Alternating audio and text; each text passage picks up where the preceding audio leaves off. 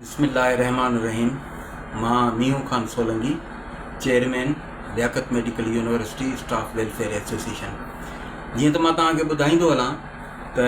असां पंहिंजे lumps university जे मुलाज़िमनि जे जाइज़ हुकूक जो जेको chart of demand wise chancellor खे ॾिनोसीं, उन खां पोइ वाइस चांसलर असां ते इंतकामी कार्रवाइयुनि ते लही आयो ऐं हुन असांखे शोकास एक्सप्लेनेशन जबरी बदिली करे ऐं उन खां पोइ हुन असांजे मथां कूड़ी FIR कटराए ऐं असांखे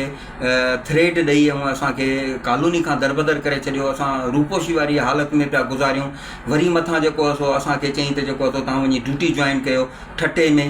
त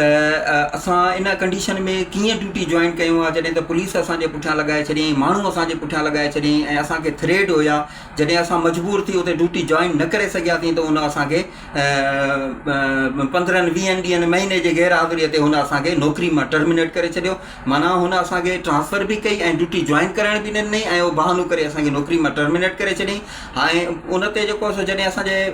सदर लसवा सिकंदर अली जुणेजो साहिबु हुनजे जाली डिग्रियुनि ऐं हुनजे बेक़ाइदगियुनि जे ख़िलाफ़ु जेका पटिशन हाई कोर्ट में दायर कराई, त जॾहिं सुभाणे उन पटिशन जी जेको सो तारीख़ आहे त अॼु वरी हुन हिकिड़ो लेटर जारी कयो त फौरी तौर ते मूंखे लेटर जारी कयो अथई त फौरी तौर ते तूं घर ख़ाली कर, न त जेको आहे सो तुंहिंजे मथां एक्शन कयो वेंदो ऐं तोखे नुक़सानु ॾिनो वेंदो। मां अपील थो कयां तमामु आला इदारनि खे, चीफ जस्टिस सुप्रीम कोर्ट खे, चीफ जस्टिस हाई कोर्ट खे, सदर पाकिस्तान खे,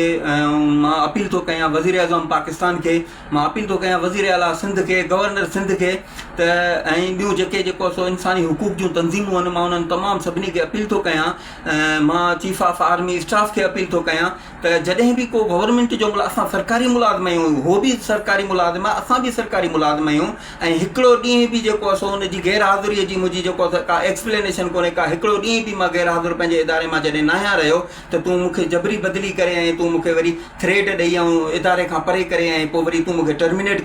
कयो आहे। हाणे वरी हुन जेको आहे सो इहो लेटर जारी कयो आहे। त जॾहिं मूंखे इहो लेटर जारी कयो वियो आहे त तूं फिल क्वार्टर ख़ाली कर, त असां गवर्नमेंट जा मुलाज़िम आहियूं ऐं उहो बि गवर्नमेंट जो मुलाज़िम आहे ऐं रूल आहे त को गवर्नमेंट जो मुलाज़िम अगरि मरी बि वेंदो आहे या गवर्नमेंट जो मुलाज़िम को रिटायर बि थी वेंदो आहे त 6 महीननि ताईं इदारो हुनखे जेको सो टच बि न कंदो आहे, 6 महीननि ताईं हुनखे छॾींदो आहे जेसीं को पंहिंजो बंदोबस्तु करे सेट। तूं जबरी तौर ते असांखे जेको आहे सो नौकिरियुनि मां बेदख़ल करे ऐं जबरी तौर ते तूं असांजे घरनि ते, जीअं सदर साहिब जे घर ते तूं अटैक करायो, हाणे वरी तूं मुंहिंजे घर ते अटैक कराइण में मसरूफ़ आहीं। त जेको बि असांखे घरनि खां ॿाहिरि रखियो अथई, असां हींअर घर पंहिंजे घरनि में न आहियूं, मुंहिंजा बचा पोइ हिते आहिनि। जे अगरि को बि नुक़सानु थियो मुंहिंजे घर खे ऐं को बि जेको आहे सो को कंहिं हमिलो कयो, कुझु बि थियो, त का मज़ाहिमत थी, को माण्हू मरी पियो, इहो सभु लम्स यूनिवर्सिटी जे इंतिज़ामिया जे ॻिचीअ में हूंदो ऐं जेके हमला आवर हूंदा, जेके ईंदा माण्हू। ऐं अपील थो कयां जेको आहे सो उते जे सोशल ऐं समाजी तंज़ीमुनि जे माण्हुनि खे, ऐं अपील थो कयां उते जे जेका